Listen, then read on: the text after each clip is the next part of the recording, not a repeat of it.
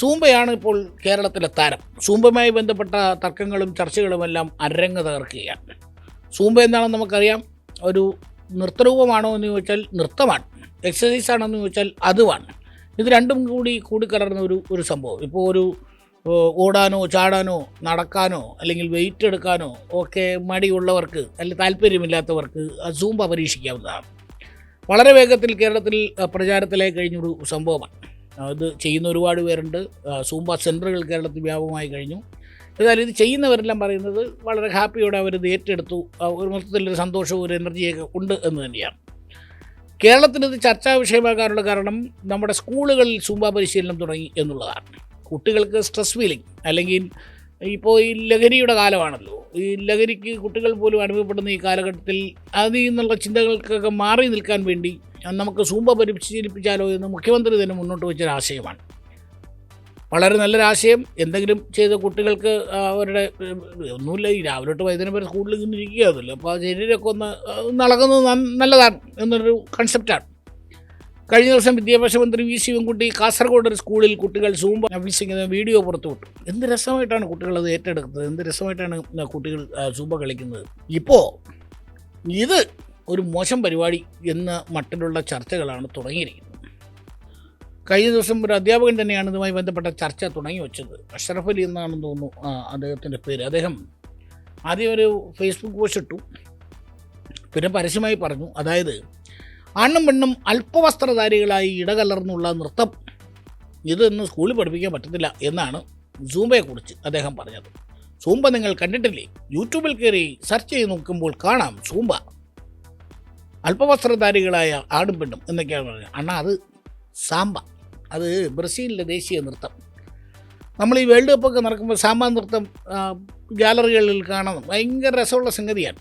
ഈ പറഞ്ഞ പോലെ ഡ്രസ്സൊക്കെ അതിനകത്ത് അല്പം കുറവായിരിക്കും. ഇത് സൂംബ ഈ നമ്മുടെ കാസർഗോഡ് സ്കൂളിലെ കുട്ടികളുടെ വീഡിയോ ഒക്കെ തന്നെ കണ്ടിട്ടുണ്ട്. എല്ലാം നല്ല യൂണിഫോമൊക്കെ ഇട്ട കുട്ടികളാണ് സൂംബ അഭ്യസിക്കുന്നത്. ഇതിലെവിടെ അല്പവസ്ത്രമൊന്നും എനിക്ക് മനസ്സിലാവുന്നില്ല. പിന്നെ എതിർക്കാൻ വേണ്ടി എന്തെങ്കിലുമൊക്കെ പറയുക എന്നുള്ളതാണ്.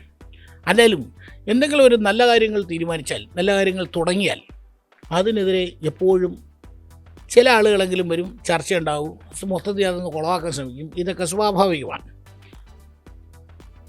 ഇതിനിടയിൽ സൂംബ ഇത്തരത്തിലുള്ള കാര്യങ്ങൾ സ്കൂളുകളിൽ നടപ്പാക്കുന്നതിന് മുമ്പ് മതസംഘടനകളുമായി ആലോചിക്കണം എന്നുള്ള പറച്ചിലൊക്കെ കിട്ടും. സൂംബയ്ക്ക് എന്ത് മതം, അല്ലെങ്കിൽ മതത്തിന് എന്ത് സൂംബ? അത് വേറൊരു തരത്തിലുള്ളൊരു വ്യായാമം, ഒരു എക്സസൈസ് എന്നുള്ള നിലയിൽ കണ്ട് അതിനെ അങ്ങേറ്റെടുത്താൽ പോരെ. ഒന്നുമില്ലെന്നൊരു നല്ല കാര്യമില്ല. കുട്ടികൾക്ക് അവരുടെ ഒരു എക്സസൈസിൻ്റെ ഭാഗമായി അവരുടെ ശരീരമൊക്കെ ഒന്ന് അനങ്ങി ഒന്ന് ഉഷാറാവാൻ ഒരു സ്ട്രെസ് ഫീലിംഗ് എന്നുള്ള ഒരു കൺസെപ്റ്റിൽ അതങ്ങ് സ്വീകരിച്ചാൽ പോലും അതിലെവിടാണ് മതം, അതിലെന്താണ് മതം എന്ന് എത്ര ആലോചിച്ചിട്ടും മനസ്സിലാവില്ല. മതസംഘടനകളുടെ എതിർപ്പ് നമുക്ക് മനസ്സിലാക്കാം. പ്രത്യേകിച്ച് മുസ്ലിം സംഘടനകൾ പലരും സൂംബയ്ക്കെതിരെ രംഗത്തുന്നുണ്ട്. അവർ പറയുന്നത് കുഴപ്പമൊന്നുമില്ല, പക്ഷേ ഇത് ഞങ്ങളുമായിട്ടൊക്കെ ആലോചിച്ച് വേണ്ടേ നടപ്പാക്കാൻ എന്നുള്ള മട്ടിലാണ്.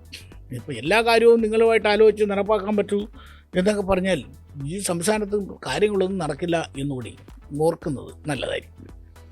പിന്നെ സ്വാഭാവികം ഈ ആണും പെണ്ണും ഇടകലർന്നുള്ള ഡാൻസ് എന്നൊക്കെ പറയുമ്പോൾ നമ്മളൊന്ന് ആലോചിക്കണം. 10ാം ക്ലാസ് പാസ്സായ, നല്ല നിലയിൽ പഠിച്ച് പാസ്സായ കുട്ടികൾക്ക് മറ്റേ അനുമോദനം നടത്താനുള്ള ചടങ്ങ് അല്ലെങ്കിൽ അവരെ അനുമോദിക്കാനുള്ള ചടങ്ങ് സംഘടിപ്പിക്കുമ്പോൾ പെൺകുട്ടികൾ സ്റ്റേജിലേക്ക് വരരുത് എന്ന് നിർബന്ധം പിടിക്കുന്ന മനസ്ഥിതിയുണ്ടല്ലോ. ആ മനസ്ഥിതി തന്നെയാണ് സൂംബ പോലുള്ള സംഭവങ്ങൾ സ്കൂളിലേക്ക് കൊണ്ടുവരരുത് അല്ലെങ്കിൽ കുട്ടികളെ പരിശീലിപ്പിക്കരുത് എന്ന് പറയുന്നതിന് പിന്നിൽ എന്നാണ് എനിക്ക് തോന്നുന്നത്. ഇതിലൊക്കെ നമ്മൾ മതം അടിച്ചേൽപ്പിക്കാൻ തുടങ്ങിയാൽ വലിയ സങ്കടമാവും. സംഘടനകൾ പറയുന്നത് പിന്നെയും മനസ്സിലാക്കാം. ഈ പുരോഗമനം പറയുന്ന മുസ്ലിം ലീഗിൻ്റെ യുവജന വിഭാഗവും വിദ്യാർത്ഥി വിഭാഗവും ഒക്കെ ഇത് തന്നെയാണ് പറയുന്നതിലേക്കുമ്പോൾ സങ്കടം വരികയാണ്. കാരണം ഇതൊരു എന്താണ്, നിങ്ങൾ പോയി കുട്ടികളടുത്ത് ചോദിച്ചേക്കും, നിങ്ങളെങ്ങനെയാണ് ഇതിനെ കാണുന്നത്, നിങ്ങളിത് ഏറ്റെടുക്കാൻ തയ്യാറാണോ എന്ന് വെച്ചാൽ അവർ വളരെ സന്തോഷത്തോടെ വളരെ ആവേശത്തോടെ ഇത് ഏറ്റെടുക്കാൻ തയ്യാറാണ് എന്ന് പറയുന്നതാണ്. പല സ്കൂളുകളിൽ നിന്ന് വരുന്ന കാഴ്ചകളെല്ലാം അതുതന്നെയാണ് നമ്മളോട് പറയുന്നത്. എന്തിനാണ് ഇതിനെ കണ്ണുമടച്ച് ഇങ്ങനെ എതിർക്കുന്നതെന്ന് എത്ര ആലോചിച്ചിട്ടും മനസ്സിലാവില്ല. വേറൊരു കാര്യം ഞാൻ ആലോചിക്കുന്നത്, അതായത് ഈ നീന്തൽ പാഠ്യപദ്ധതിയുടെ ഭാഗമാക്കണം എന്ന് കുറേ കാലങ്ങളായി പറയുന്നുണ്ട്. കാരണം ഈ വെള്ളക്കെട്ടിൽ കുട്ടികൾ വീണുണ്ടാകുന്ന അപകടങ്ങൾ, മരണങ്ങൾ ഇങ്ങനെ വർദ്ധിച്ചു വരുന്ന സാഹചര്യത്തിൽ കുട്ടികളെ നീന്തൽ പഠിപ്പിക്കണം, പറ്റുമെങ്കിൽ പാഠ്യപദ്ധതിയുടെ ഭാഗമായി സ്കൂളുകളിൽ തന്നെ അത് പഠിപ്പിക്കണമെന്നുള്ള അഭിപ്രായം വരുന്നു. ഞാൻ ആലോചിക്കുക, സൂംബ പഠിപ്പിക്കാൻ തീരുമാനിച്ചപ്പോൾ ഈ പാട്, ഇക്കണക്കിന് നീന്തൽ എങ്ങനെ പിള്ളേരെ പഠിപ്പിക്കും? സ്കൂൾ യൂണിഫോം ഇട്ട് നീന്താൻ പറ്റത്തില്ലല്ലോ. അപ്പോൾ ഈ പറഞ്ഞ അല്പവസ്ത്രം എന്നൊക്കെ പറഞ്ഞ് എന്തോ ഒരു ബഹളമായിരിക്കും എന്നാണ് ഞാൻ ആലോചിക്കുന്നത്. ആ പ്രതിപക്ഷ നേതാവ് വരെ പറഞ്ഞേക്കുന്നു സൂംബ അടിച്ചേൽപ്പിക്കരുത് എന്നാണ്. ആരടിച്ചേൽപ്പിക്കുന്നു? ഇതൊരു നല്ല കാര്യമായി കണ്ട്, അല്ലെങ്കിൽ ഒരു നല്ല മൂവ്മെൻ്റായി കണ്ട് ഇതിനെ അംഗീകരിക്കുക എന്നത് മാത്രമാണ്, അല്ലെങ്കിൽ എന്നതാണ് ഇതിനകത്ത് ചെയ്യാവുന്ന ഏറ്റവും നല്ല കാര്യമെന്നാണ് എനിക്ക് തോന്നുന്നത്. അതല്ലാതെ ചുമ്മാ ജാതി, മതം, ആണ്, പെണ്ണ് തുടങ്ങിയ സംഗതികളൊക്കെ ഇതിനകത്ത് തിരികെ കയറ്റി അപ്പം അതുപോലെ ഇത് ചർച്ച ചെയ്ത് അലമ്പാക്കി സർക്കാരിനെ കൊണ്ട് പിൻവലിപ്പിക്കാനുള്ള നീക്കമാണെങ്കിൽ വളരെ മോശമാണ് എന്ന് പറയാനുള്ളൂ. നമുക്കറിയാം, ഈ സ്കൂൾ സമയം പുതുക്കി നിശ്ചയിച്ചതിനെതിരെ ഒരു ഭാഗം രംഗത്തുണ്ട്. അവർക്ക് ഈ മതപഠനത്തിലുള്ള സമയം കിട്ടുന്നില്ല എന്നാണ് അവർ പറയുന്ന പ്രധാനപ്പെട്ട വാദം. മതപഠനം മാത്രം മതിയോ, അല്ലാതുള്ള സയൻസും കണക്കും മറ്റ് ഭാഷയും എല്ലാം കുട്ടികൾ പഠിക്കണ്ടേ എന്നുള്ള ചോദ്യം അവിടെ നിൽക്കുകയാണ്. ആ തർക്കത്തിലൂടെയാണ് ഇപ്പോൾ സൂംബ തർക്കവും വന്നിരിക്കുന്നത്. ഏതായാലും കുട്ടികളുടെ വിദ്യാഭ്യാസവുമായി ബന്ധപ്പെട്ട കാര്യങ്ങളിൽ ഇത്തരത്തിൽ നിർബന്ധങ്ങളും പിടിവാശികളും എല്ലാം ഒഴിവാക്കി കുട്ടികൾ, വിദ്യാഭ്യാസ മന്ത്രി ഒക്കെ പറയുന്ന പോലെ, അവർ കളിച്ച് ഉല്ലസിച്ച് പഠിച്ച് വളരട്ടെ എന്ന് മാത്രമാണ്. അങ്ങനെ ചിന്തിക്കുന്നതല്ലേ ഭാവി കേരളത്തിനും നമ്മുടെ കുഞ്ഞുങ്ങൾക്കും നല്ലത് എന്ന് മാത്രമേ ചോദിക്കാനുള്ളൂ.